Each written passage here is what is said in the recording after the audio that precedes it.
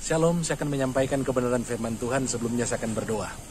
Roh Kudus, kenakanlah hamba-Mu sebagai pakaian-Mu, agar apa yang menjadi kehendak Bapa di sorga, yang akan hamba sampaikan kepada umat-Mu. Dalam nama Yesus, haleluya, amin.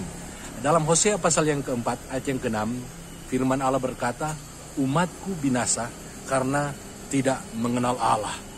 Umatku binasa karena tidak mengenal Allah. Kebenaran firman Tuhan ini mengingatkan kepada kita, bahwa jika kita tidak mengenal Allah, maka bukan kehidupan yang kekal, tetapi dikatakan kebinasaan.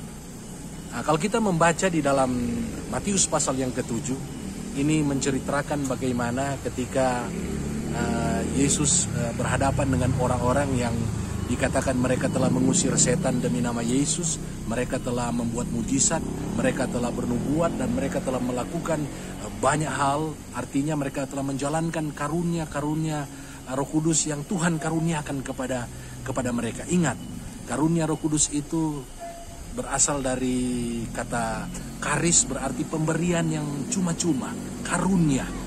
Jadi bukan milik kita dalam pengertian dari kekuatan kita, karena kecakapan kita sehingga kita memilikinya, tetapi itu merupakan karunia yang merupakan berkat yang mengikuti setelah kita beriman kepada Tuhan Yesus Kristus.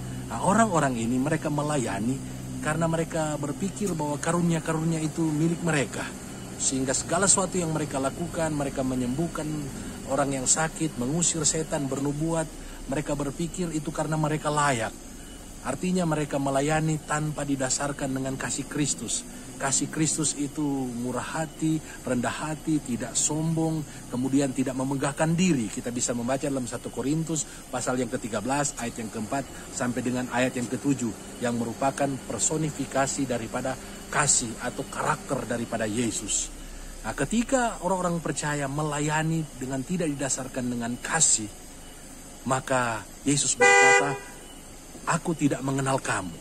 Yesus menolak orang-orang yang datang dengan memberitahukan apa yang telah mereka capai dalam hidup mereka. Dan Yesus berkata, aku tidak mengenal kamu. Umatku binasa karena tidak mengenal Allah. Kita akan mengalami penolakan daripada Tuhan, sekalipun karunia kita luar biasa, kalau kita tidak melayani berdasarkan dengan kasih. Untuk itu biarlah kebenaran firman Tuhan ini mengingatkan kepada kita, untuk kita mengenal Tuhan, mengenal Allah kita, yaitu dengan kita mempelajari firman Allah, merenungkan firman Allah, dan kita juga melakukan firman Allah dalam kehidupan ini. Kemudian kita juga mengenakan yang namanya karakter yang seperti Yesus. Kita mengembangkan yang namanya kasih, sehingga segala sesuatu yang kita lakukan bukan untuk diri kita, tetapi untuk Tuhan Yesus. Biarlah kita sama seperti Yohanes Pembaptis. Dia berkata, biarlah aku semakin kecil, Yesus semakin besar. Dan semakin kita tinggikan Yesus, Yesus juga akan mempermuliakan namanya melalui kehidupan saya dan saudara. Dan kita tidak akan ditolak, tetapi sebagaimana dia katakan di dalam Matius pasal yang ke-25, terimalah kerajaan yang telah disediakan oleh Bapa kepada kamu. Karena kamu aku kenal, karena kamu mengasihi aku dan mengenal aku. Tuhan Yesus kiranya memberkati kita yang mendengarkan kebenaran firman Tuhan ini. Amin. Mari kita berdoa. Terima kasih Tuhan untuk firman yang telah disampaikan. Biar ini menjadi berkat bagi kami yang mendengarkannya. Dalam nama Yesus, haleluya, amin. Puji nama Tuhan. Tuhan Yesus kiranya memberkati kita semua yang mendengarkan kebenaran firman Tuhan ini. Shalom.